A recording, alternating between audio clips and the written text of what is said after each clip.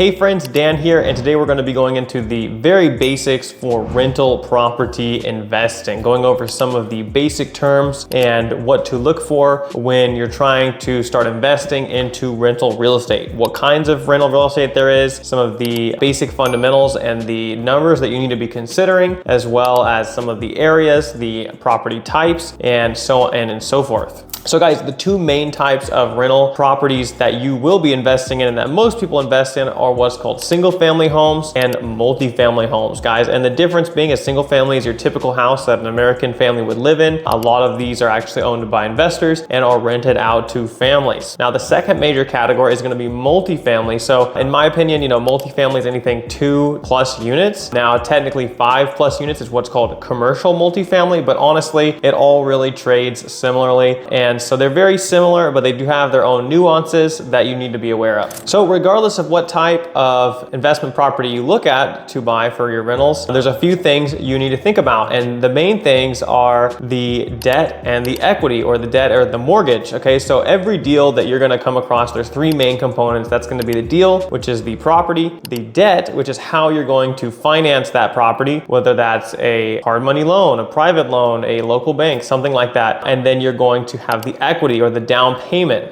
okay? And that can be from your own cash, that can be from maybe a partner, or even borrowed to second lien to actually use as a down payment to buy that property. So these are the factors you have to consider. Now, in a payment, a mortgage payment, there is what's called the PITI, and that stands for principal, interest, taxes, and insurance. And this will make up all your payments. So your principal is, of course, the principal balance that you're actually paying down every month on your rental property. This will go towards your net return on the property. Now, you're not going to see it in cash flow, but it is getting paid every month. So if you were to go sell that property later or refinance it, you're actually building equity every single month. That's one of the 4 ways that you make money in real estate, is the principal pay down. The second portion of that, the I portion, is the interest. That's how much interest you're giving to the bank. On a typical 30-year loan, they'll have what's called an amortization schedule. On every single loan, you'll have one, and that shows you exactly how much you're paying towards principal and how much you're paying towards interest every single month on that note. Now, on the tax, the PITI, so TI is taxes and insurance, focusing on the taxes. Those are the yearly property taxes that are assessed on every single property in the country. That is generally rolled into your payment on most single family real estate, and so is insurance. And that's most payments that people have includes those two things, because the mortgage company wants to make sure that you're paying those with your payment instead of having to pay a lump sum at the end of the year. So property taxes vary by area to area. They probably range from around 0.5% to maybe 2% of the actual property value when you purchase it. So here in Missouri, Kansas City area, most of the property taxes are around 1% of the property value when it is actually purchased. So if you buy a property for $100,000, it's going to be around 1% per year, so about $1,000 per year. So factor that into your payment when you're calculating how much the payment's actually going to be.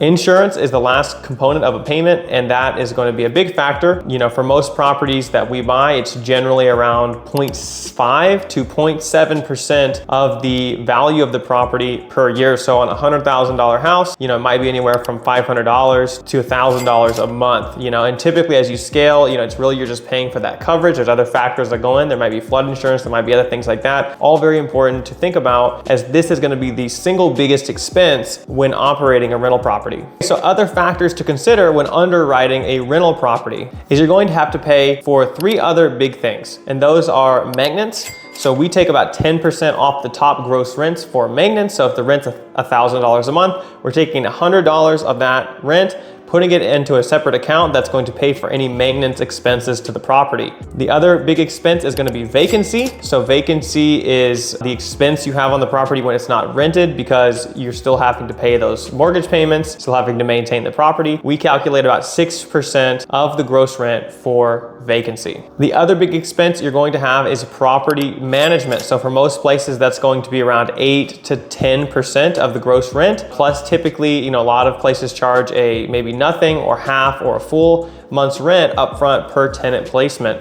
as that service. So to round up, you have 10% for property management. So 10 plus 10 plus 6 is 26% of the gross rent is just going to operate that property. So guys, when I go to look to buy a piece of rental real estate, I'm trying to make a minimum 12% cash on cash return, and that is the actual cash. So those are some of the things to think about when underwriting a property, because one thing that I see is that a lot of people, when looking at rental real estate, they're not factoring in all of these real costs that they're going to incur when they're looking to buy a deal. And they just say, hey, the rent is going to cover my PITI payment, and I'm going to make $200 a month after that. But what they're not factoring in is the maintenance, the vacancy, and the management costs that they're going to have operating that property. That's going to take all that profit, and they're going to actually be losing money every month. Because I can tell you from 4 years operating rental properties, having over 30 doors of rental real estate, that these are real costs. You will incur them, and you can minimize them, but they will happen. And so you want to make sure that when you're looking to get into rental real estate, you're factoring all these things in.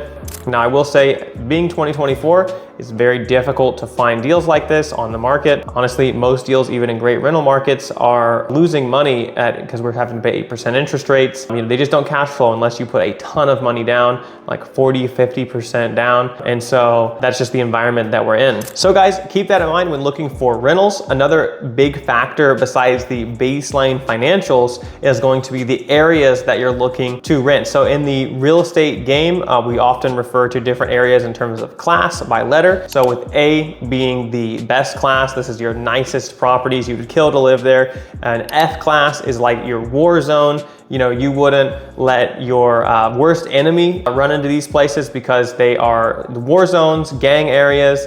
People are shooting each other, and there's very high crime. And this is something to factor in to your underwriting when you're actually, considering what areas to buy properties. So for example, A class and stuff, there's not really going to be a lot of rentals here because, they just don't make sense as rentals because the property value is far too high to make it worthwhile renting. Most of your rental is going to be B to F class, in there. So for me personally, I'm looking for the B to C class type properties to rent. And these are going to give, if we can buy them at a great off-market deal, put some money into them and rent them out, these are going to give a great return. We're going to get really high quality working tenant, and they're going to be great rental properties with low maintenance, low wear and tear, and low headache. Now, don't be deceived if you go into a lower end area, maybe an F class, D class area, and on paper, you're like, well, the property values are very cheap, but they rent for similar or marginally less than some of the nicer properties. And so on paper, you can actually, it seems like you're making a lot more money on the deal because the property values are much cheaper relative to the rent. And you may well do this, but you also need to factor in some additional expenses into your equation when considering these type of properties. And that is, you're going to have far more maintenance and headache because you're in a higher crime area, things are getting stolen,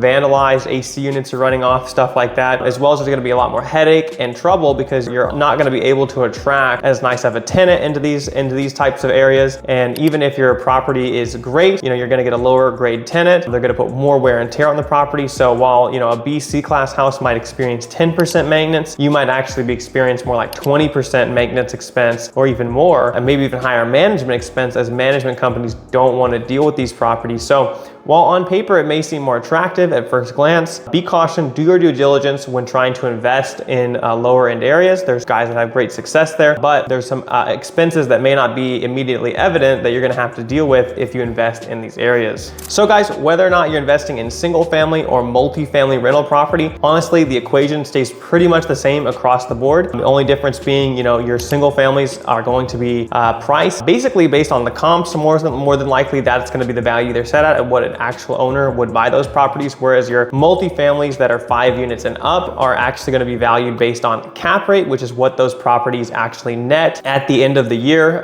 based on their actual operating costs and expenses, and not really on a comp basis. But they will trade on a comp basis because if it's in a nicer area, the cap rate will actually be lower. So they're also influenced kind of by the area as well, but they supposedly should trade on a cap rate, which is basically the net income of the property. More money it makes, more value it is. Guys, I hope that's helpful. If you like this video, go ahead and give it a like and subscribe down below. Thank you, and we'll see you in the next video.